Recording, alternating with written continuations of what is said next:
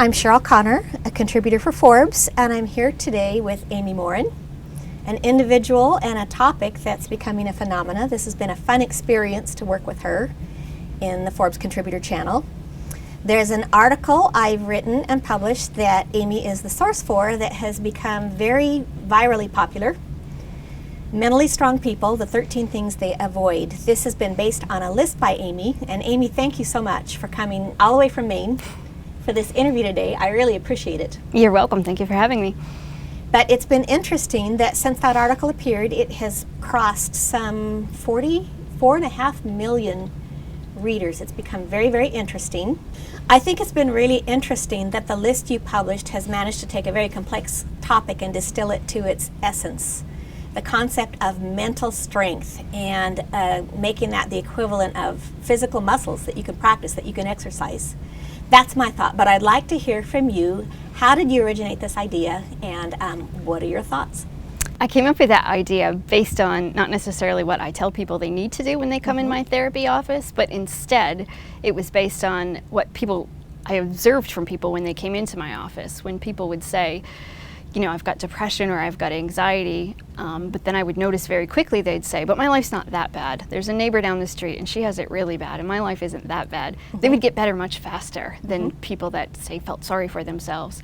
And so I really made this list based on my observations of what helped people reduce their symptoms over time. And plenty of people come into my office and maybe do some of those things on the list, and certainly not all of them, but I find that people who really don't do a lot of those things seem to do a lot better.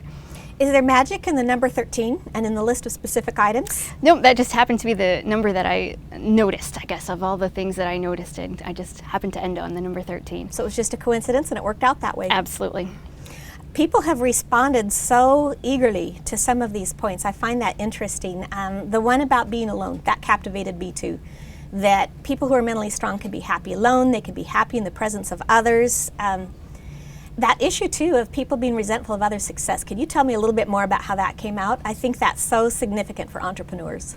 Yeah, I think when people are able to say, so-and-so got to be really successful, and they get really angry about it because they think maybe that person's not deserving, then I think they're a lot less likely to become successful in their own lives. But when people focus on, okay, maybe other people succeed and I don't, what can I do differently to try to improve my chances of success? I really seem to see them skyrocket and become much more successful when they are able to focus on that. I find it interesting that you actually write most often for parenting and on discipline. And what I thought was compelling to do was to create a version of this article and of your list for entrepreneurs. Are you surprised that so many entrepreneurs and business people are responding to these issues? Yeah, I have been surprised in how many people have applied it to so many different communities and so many different types of things that they do. But when I looked back and I thought, you know, a lot of these things on the list, it really is about self-growth and about being the best person that you can be. So I do think it can be applied to a lot of different situations.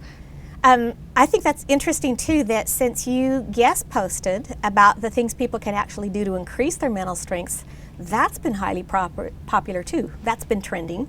Yeah, I think often we don't look at mental strength in a way that we do physical strength, and that we forget that you can certainly do exercises for your mental strength as well to increase it. And that I think another misconception is people think that mental health and mental strength are synonymous, but I don't think that they are. I think that you can be mentally healthy but not necessarily mentally strong, but I think no matter who you are, you can do exercises to increase your mental strength. Well, now you raise an interesting point. There have been several people who've just said, I've got a mental health diagnosis that makes this not applicable to me, and in fact I fear that you're raising the stigma.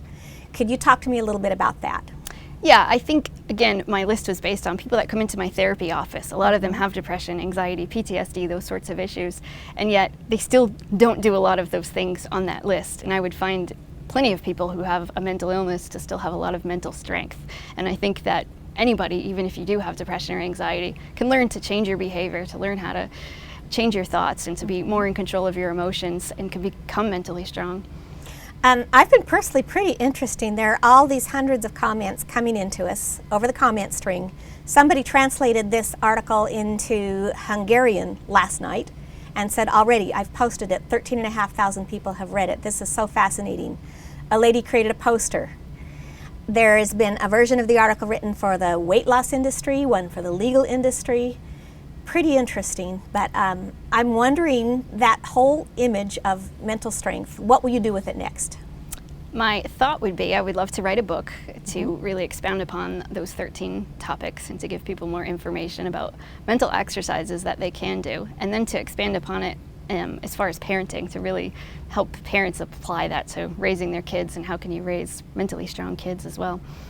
Well, obviously you have a field of interest here at Forbes and the Entrepreneurs Channel, and I do hope that we're going to be hearing from you some more in the future. Why, thank you. And I appreciate it. Thank you very much, Amy. And thank you.